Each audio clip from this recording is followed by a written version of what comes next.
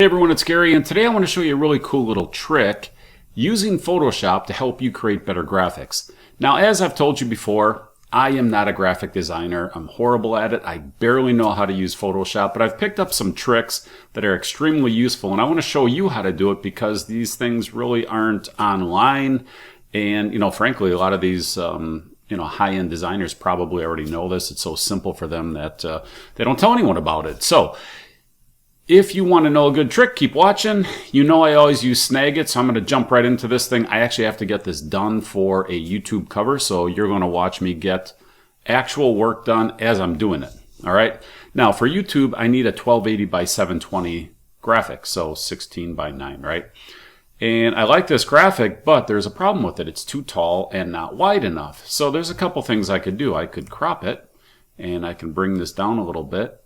But I'm still not going to get to the proportions I need without really changing the look of this graphic. And I don't want to change it. Okay, so I'm just going to bring this down to this size. I'm going to save this.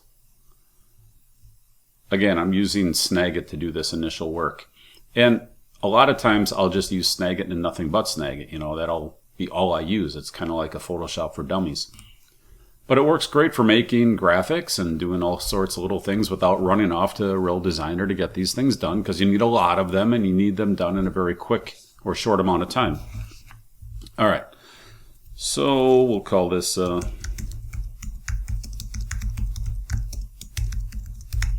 I'm just naming this for my purposes. Of course, you can name it anything you want, but I need to keep track of it, and this is the video that I'm creating for this is the graphic I'm creating for the video that I've created. Okay, so I'm going to save that. I have to look past my microphone. Sometimes I'm staring at the computer funny. But anyhow, I'm going to take this image. Come on, open up. All right, and I'm just going to open it with Photoshop.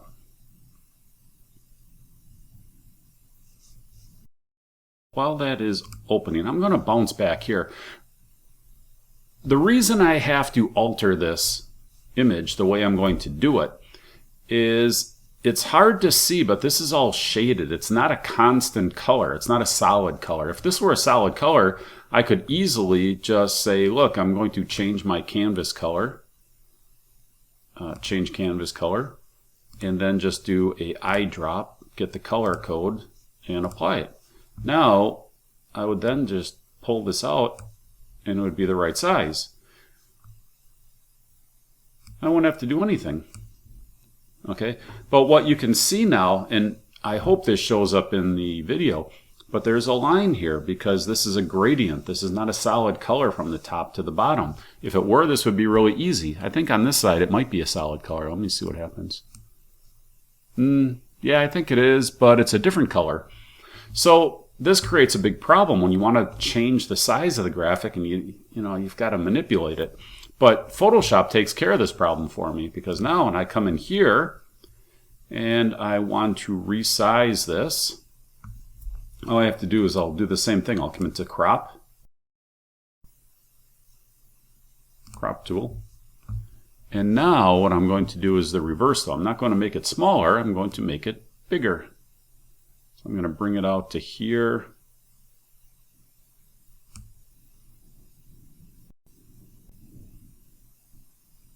And really, I should have maybe resized it in Snagit, and I could have made this one perfect, but I'm going to use 2 steps now. Okay, so here now, you see that it's just left me with a transparent background, but there's a checkbox here. This is the magic of this whole tip. Content aware. When you click this content aware, it takes your image and then blends the whole thing. It carries the gradient over. It carries all kinds of things over. Sometimes if it's a complex image, this won't work because it won't know what the content is that it needs to shift and move and add.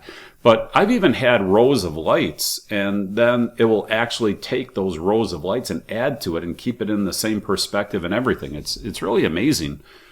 So most times it works. Sometimes though, again, if the image is too complex, you cannot use content aware because it'll just add too much clutter. But anyhow, watch what happens when I click this content aware. And now I click my checkbox. and it's going to do the calculations of what it needs to do. And you see it's filling in all that dead space. Look at that.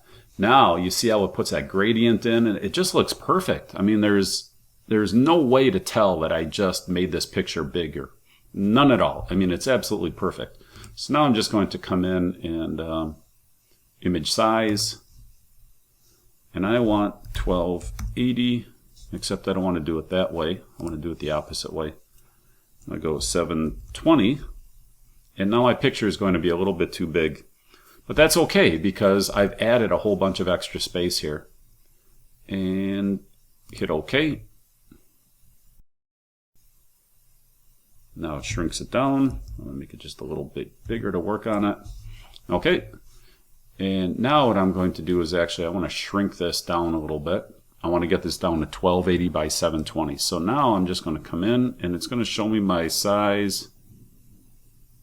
Oops, wait a second. I guess I need better math. I goofed up. It's actually not big enough. So I'll just go like that because I want him more on one side.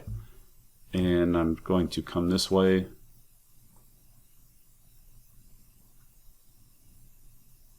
And move that to 1280 right there. And click the checkbox. And again, it's going to fill it all in for me.